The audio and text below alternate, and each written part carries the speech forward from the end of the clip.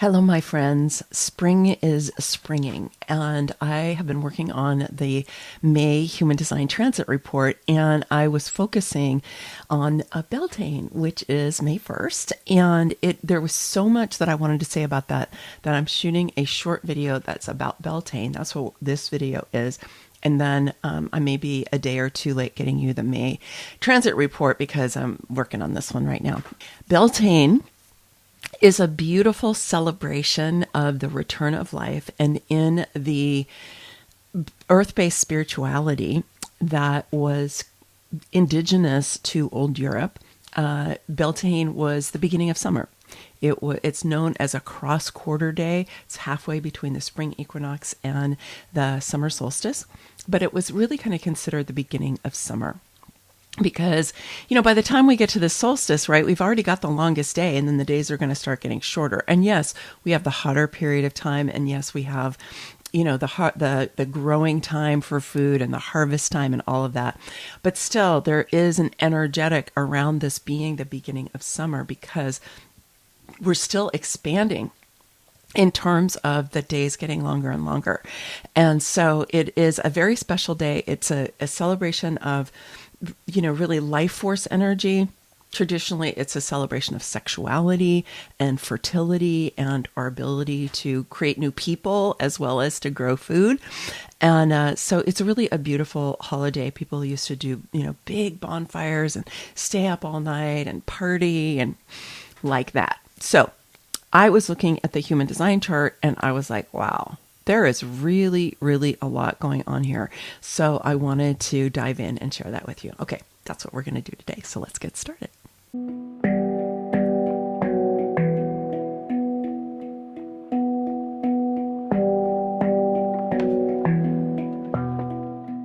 So I talked about where the sun and the earth are in the new moon in Taurus video that I did and released last week. So you can go and check that out here if you want to get more into that. I want to talk about the other planetary placements for right now. So the thing I want to start with is to note that Neptune is in the gate 25. And I have talked about this before because Neptune has been in the gate 25 and it's going to be in the gate 25 at least through the end of the year. And the interesting thing about the 25 is it actually is both in Pisces and in Aries. It straddles the two astrological signs. And so now Neptune has moved into Aries, but is still in the gate 25. And Venus has now joined Neptune in the gate 25. Venus has been going over the same Piscean Aries area of the astrological chart, as has Mercury. And so we've got a lot of activity that has been happening right in this part of the chart. If you look at the astrological chart, you'll see they're all smushed together, right, in that one area, although they're starting to spread out a little bit. It was more concentrated, and now it's going to start spreading out. So Neptune in the gate 25. Now Venus is in the gate 25. So we know that Neptune, of course, is the god of the sea. But Neptune is watery. It's the unconscious. It's love. It's the inevitable. It's kind of like the all that is, right? It's this great expansive sense where our dreams are and our subconscious are and our multidimensionality, right, to some degree, right? And then Neptune moving into Aries is bringing more clarity. It's burning away some of the unconsciousness and the tendency to fall into addictions that can happen in Pisces.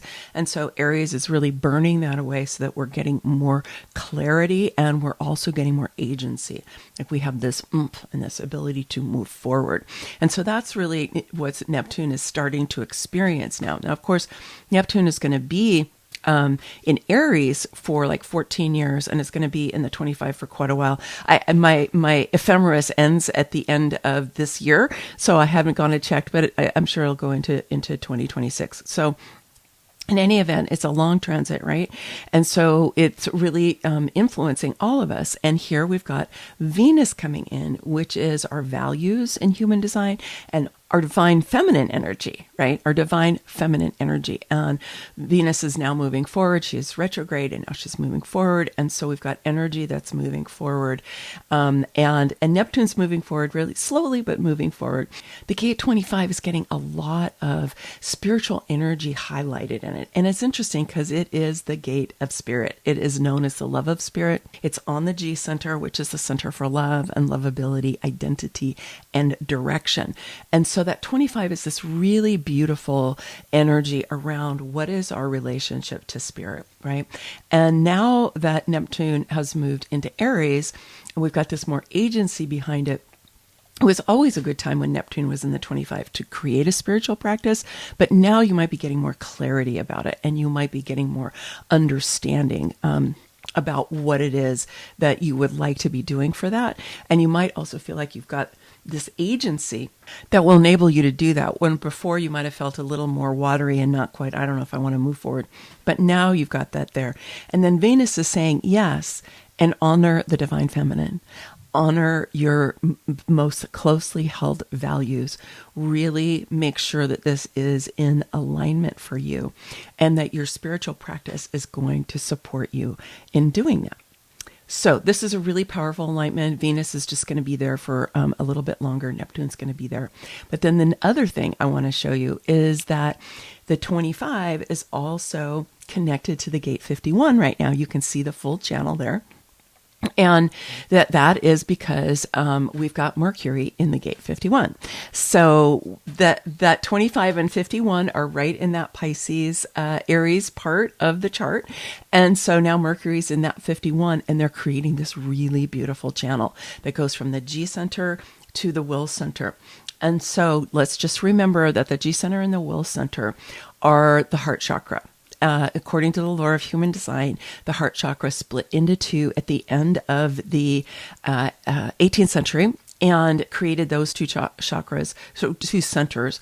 And then also the solar plexus split into two, into the emotional solar plexus and the spleen. So that was the creating of a new human design body graph. To go back to the G center and the will, they were separated out, but then they have this one channel that connects them, which is the 2551.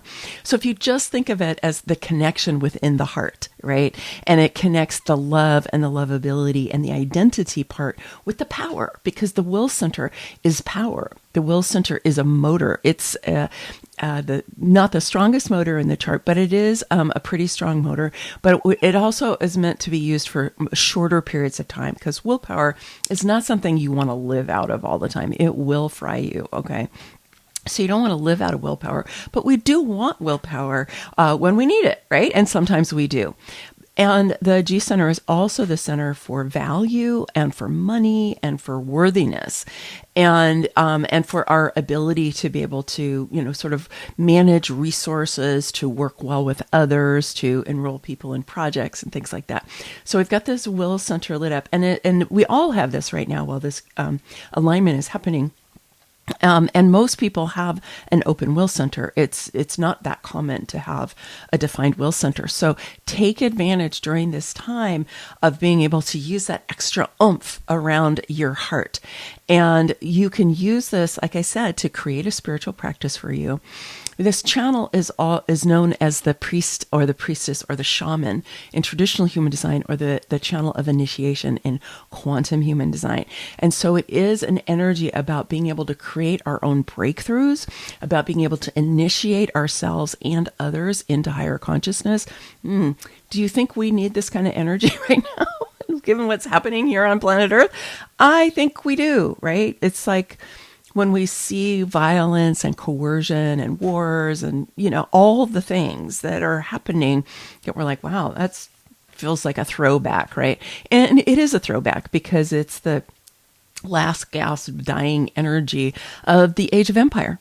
And it looks pretty gnarly, I understand. And you could be going into fear around this. If you are, my suggestion is that you focus on this alignment with that G center and to celebrate the rejuvenation really of the earth here in the northern hemisphere, where things are coming back to life. There's flowers everywhere. There's green everywhere. The trees remember, the plants remember, the animals remember, the birds are going nuts here at my place. Okay. Talk about celebrating sex. The birds are doing it out here and they're building nests. They're doing the thing, right? So for you, how can you celebrate this aliveness? How can you create your own breakthrough around feeling potentially afraid about what's going on in the outer world, and tune in to your own inner wisdom? Because the heart is the portal to the soul plane. It's the portal to your inner being, to your wise one within. It is the place where you can get your own divine guidance that's coming directly to you through your own heart. And it's really lit up right now, and it's really well supported.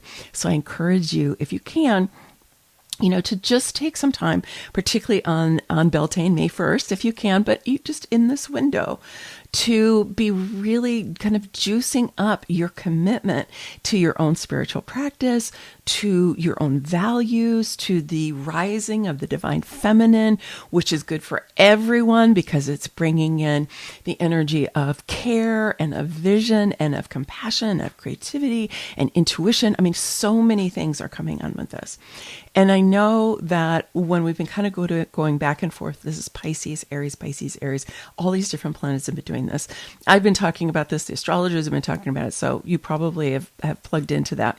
Is we can have this really kind of back and forth. It's like, oh gosh, the death of the old. Oh, but look at the cool thing that's now emerging. Oh, but the death of the old, it's really gnarly. Oh, but look at this incredible new light that's emerging, with this person doing this project and this community doing that project and this, right? It's all happening at the same time.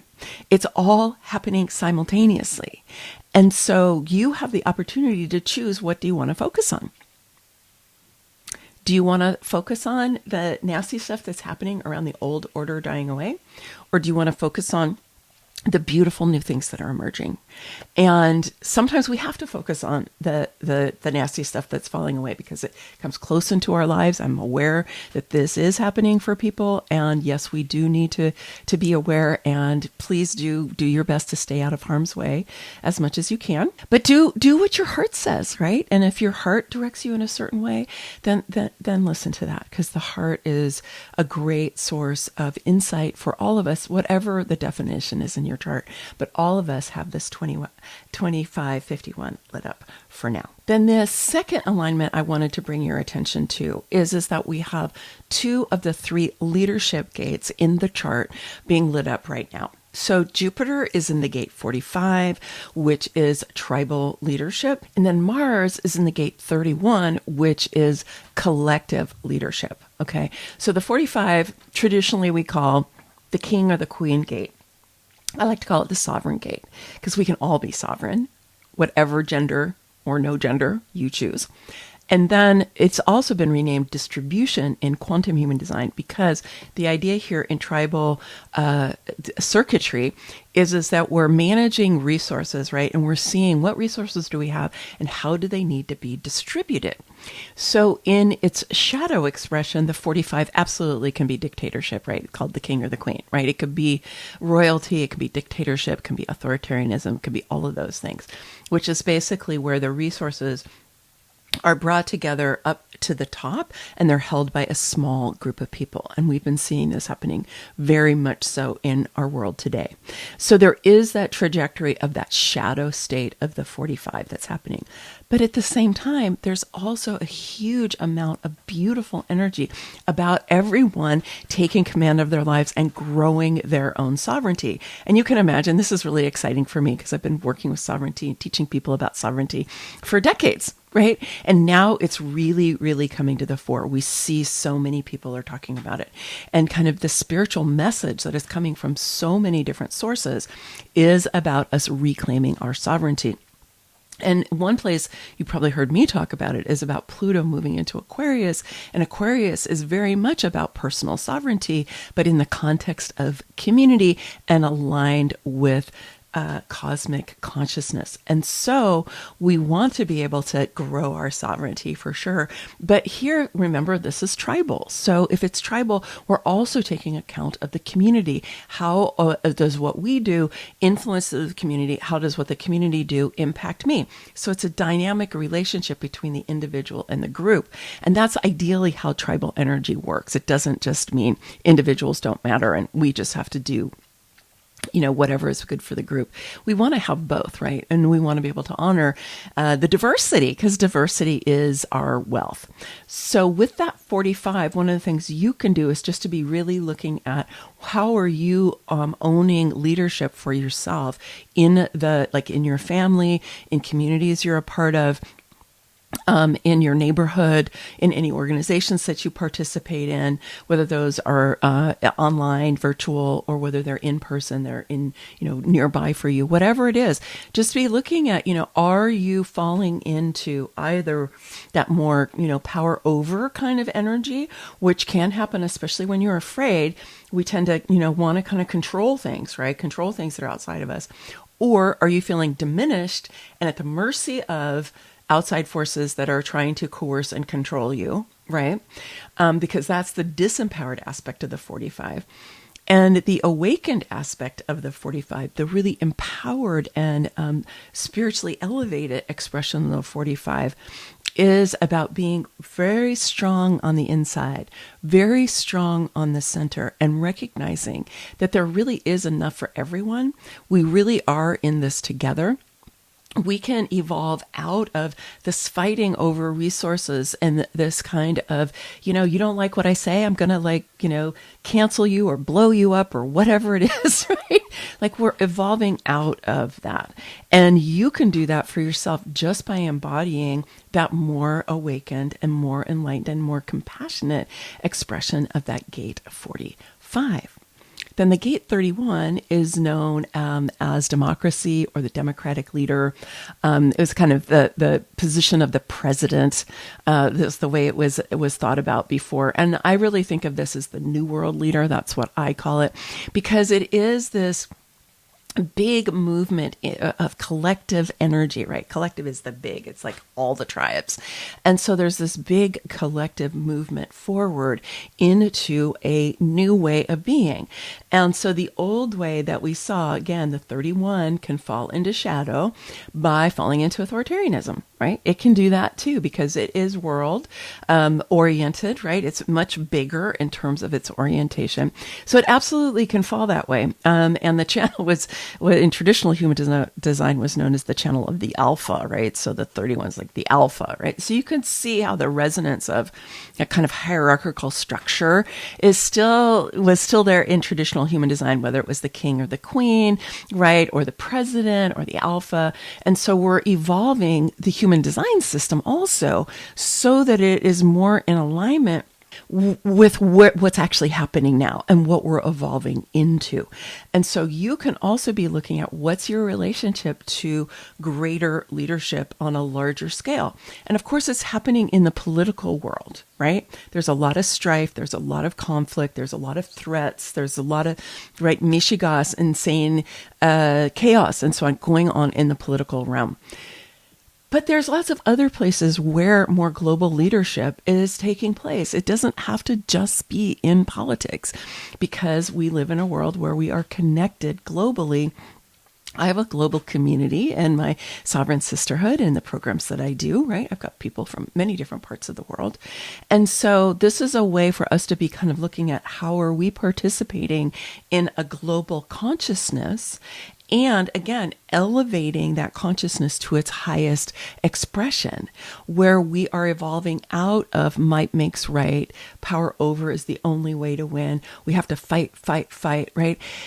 I get the desire to fight when you feel like there are things that are dangerous coming at you, like totally understood. I mean, instinct tells us to do that.